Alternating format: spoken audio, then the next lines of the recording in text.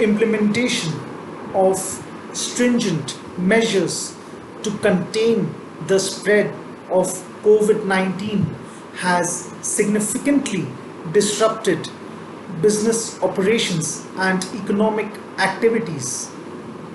Therefore, the management may need to assess whether the going concern assumption is still appropriate as a basis for preparation of financial statements. Good morning, good afternoon, good evening, ladies and gentlemen. Welcome back to my channel.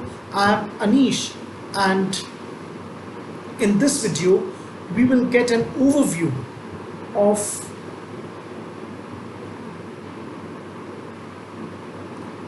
specific matters to be considered by the management while assessing going concern in current times as per the recent guidance issued by ICAI. First and foremost, the area of regulatory framework is the most important consideration highlighted by the ICAI guidance.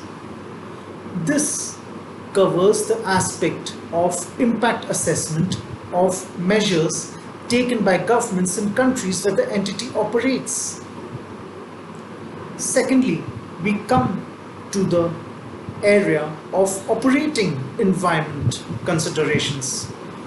Here, general considerations include the question of whether the entity or the group has undergone any restructuring of its businesses or whether any such plans are envisaged.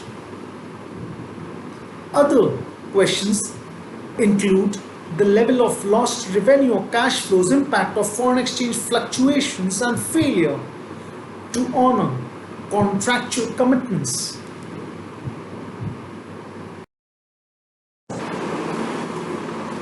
Next, we come to the area of liquidity assessment that involves various operational and funding considerations, such as number 1, risk relating to delays or failures of receivable counterparties. Number 2, impact on funding caused due to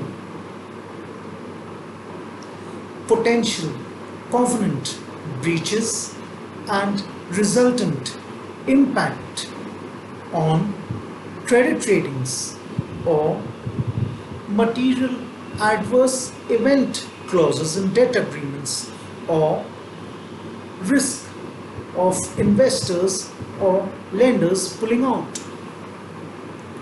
Mitigating factors that might be available to the management may be considered by the auditors, such as capex reductions,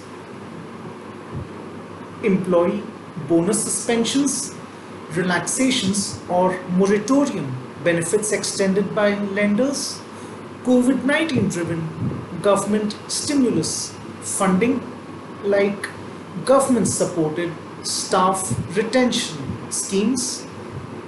Nevertheless, the auditors should also verify at the same time that the impact of mitigating factors have also been fairly reflected in revised business plans and forecasts. For example, capex reductions could impact production capacities, which could in turn result in lower revenues.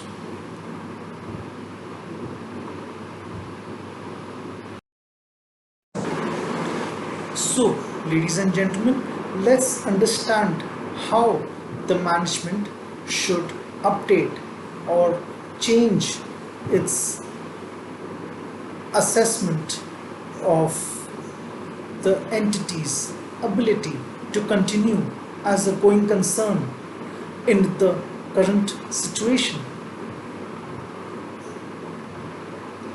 Given current economic and market outlook, historical financial results are unlikely to provide a basis for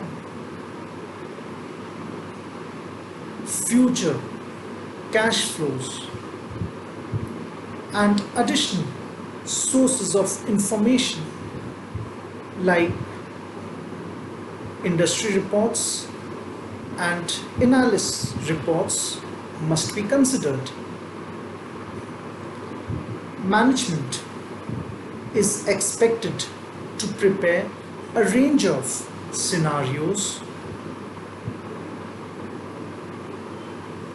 based on varying parameters to adequately address the impact on underlying performance and future funding requirements.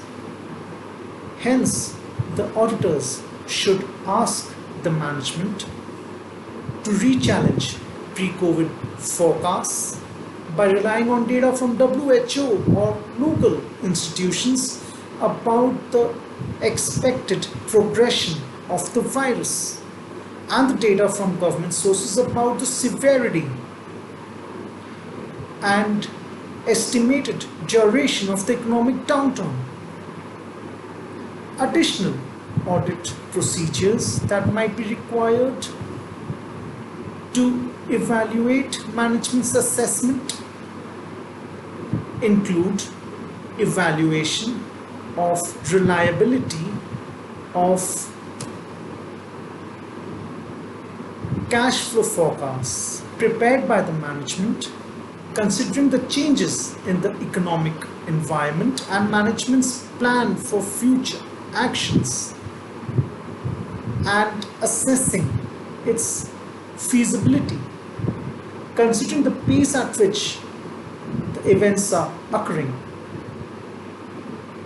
Timely and effective communication between the management and the auditors is essential in ensuring that both are able to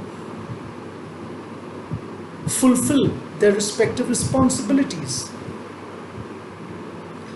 The required communication could revolve around events constituting material uncertainties, appropriateness of management assumptions, adequacy of related disclosures and its implications on the auditor's report. With this, ladies and gentlemen, we come to the end of this video. Hope you liked it, and please hit a share, subscribe and comment. Bye, take care.